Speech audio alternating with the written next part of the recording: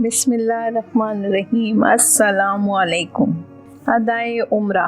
صلح حدیبیہ میں قریش سے معاہدہ ہوا تھا کہ اگلے سال حضرت صلی اللہ علیہ وآلہ وسلم مکہ میں آ کر عمرہ ادا کریں گے اور 3 دن قیام کر کے واپس چلے جائیں گے۔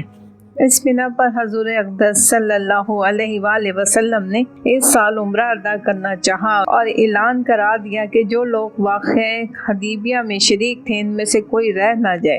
چنانچہ ان لوگوں کے جو اس اثنا میں وفات پا چکے تھے سب نے یہ سعادت حاصل کی۔ معاہدے میں شرط تھی کہ مسلمان مکہ میں آئیں تو ہتھیار ساتھ نہ لائیں، اس لیے اسلحہ جنگ باطن یا باحج جو مکہ سے 8 میل ادھر ہے چھوڑ دیے گئے اور 2 سواروں کا ایک دستہ اسلحہ کی حفاظت کے لیے متعین کر دیا گیا۔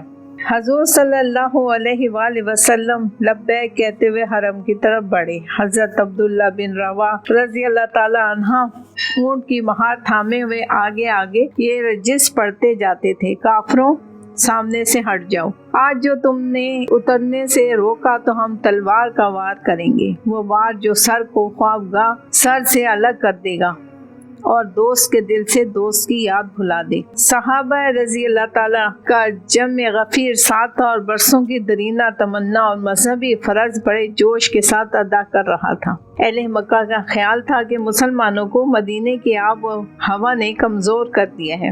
اس بنا پر حضور اقدس صلی اللہ علیہ وآلہ وسلم نے حکم دیا کہ لوگ طواف کے پہلے 3 پھیروں میں اکڑتے ہوئے چلیں۔ عربی زبان میں اس کو رمل کہتے ہیں، چنانچہ آج تک یہ سنت باقی ہے۔ اہل مکہ نے اگر 4 روزہ 4 عمرے کی اجازت دے دی تاہم ان کی آنکھیں اس منظر کے دیکھنے کی تاب نہیں لا سکتی تھی۔ روسائے قریش نے عموماً شہر خالی کر دیا اور پہاڑوں پر چلے گئے۔ 3 دن کے بعد حضرت علی رضی اللہ تعالیٰ عنہ کے پاس آئے اور کہا، محمد صلی اللہ علیہ وآلہ وسلم سے کہہ دو کہ شرط پوری ہو چکی، اب مکہ سے نکل جائیں۔ حضرت علی رضی اللہ تعالیٰ عنہ نے حضور اقدس صلی اللہ علیہ وآلہ وسلم سے عرض کیا، آپ صلی اللہ علیہ وآلہ وسلم اسی وقت روانہ ہو گئے۔ ایفائے عہد اور دیانت و صداقت آپ صلی اللہ علیہ وآلہ وسلم کے اخلاق عظمیہ کے امتیازی اوصاف ہیں۔ چلتے وقت حضرت حمزہ رضی اللہ تعالیٰ عنہ کی صغیر صاحبزادی امامہ جو مکہ میں رہ گئی تھی حضور اقدس صلی اللہ علیہ وآلہ وسلم کے پاس چچا چچا کہتی ہوئی دوڑی آئیں۔ حضرت علی رضی اللہ تعالیٰ عنہ نے ہاتھوں میں اٹھا لیا، لیکن حضرت جعفر رضی اللہ تعالیٰ عنہ حضرت علی کے بھائی اور زید بن حارثہ رضی اللہ تعالیٰ عنہ نے اپنے دعوے پیش کیے۔ حضرت جعفر رضی اللہ عنہ کہتے ہیں کہ یہ میرے چچا کی لڑکی ہے۔ زید رضی اللہ تعالیٰ عنہ کہتے تھے کہ حمزہ رضی اللہ تعالیٰ عنہ میرے مذہبی بھائی تھے، اس رشتے سے یہ میری بھتیجی ہے۔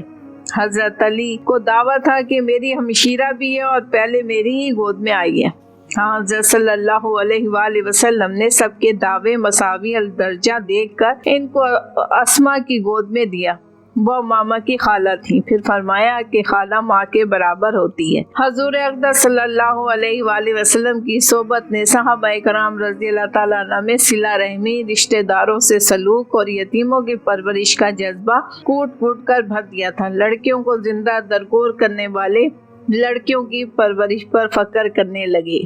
جزاک اللہ۔